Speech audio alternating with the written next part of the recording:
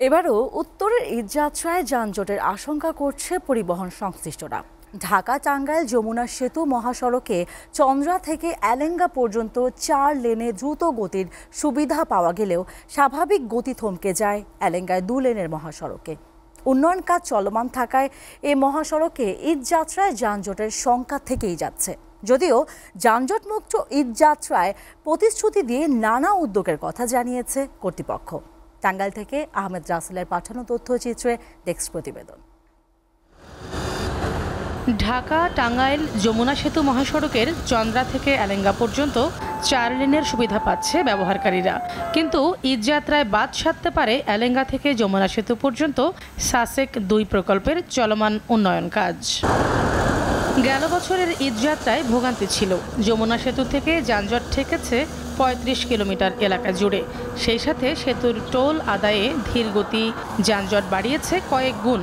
তাই ঈদযাত্রায় মহাসড়কে ভোগান্তি পোহাতে হয়েছে 10 থেকে 15 ঘন্টার বেশি। এবারও একই চিত্র বিদ্যমান। এলেঙ্গায় এসে থমকে যাচ্ছে গাড়ির গতি। ঠিকমতো ডিউটি না করলে দেখা যাবো যে রাস্তায় রাতের পর রাত দিনের পর দিন জ্যামজট লাগিয়ে থাকবো। এলেঙ্গা থেকে যমুনা সেতু পর্যন্ত 4 লেন না হওয়া পর্যন্ত আমরা ভোগান্তিতে আছি।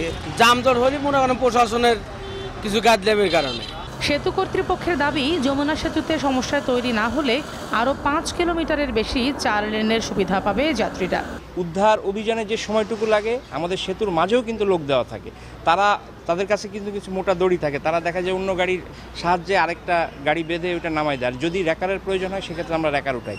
তো এই উদ্ধার কার্যক্রমে যে সময়টুকু লাগে এটার জন্য আসলে কিছুটা টোল প্লাজাতে ধীরগতির সৃষ্টি হয়। এলেঙ্গা থেকে সেতুর টোল প্লাজা পর্যন্ত 13.5 কিলোমিটার সড়কে বিশেষ নজরদারির পরামর্শ এই প্রজেক্ট ম্যানেজারের। 2 লেন থাকার কারণে নর্মালি হলো যে জ্যাম সৃষ্টি হয়। এবার আশা করতেছি আমরা এক্সট্রা 2 লেন এখানে প্রোভাইড করতে পারবো, এবং যার কারণে সামনে উত্তরবঙ্গগামী লোকজনের কোনো ধরনের কোনো জ্যাম হবে না। গেল ঈদযাত্রার দুর্বলতা চিহ্নিত করে নানামুখী উদ্যোগ গ্রহণ করা হয়েছে। ঘরমুখী মানুষকে কিভাবে স্বস্তিতে তাদের গন্তব্যস্থলে আমরা পৌঁছাতে পারবো।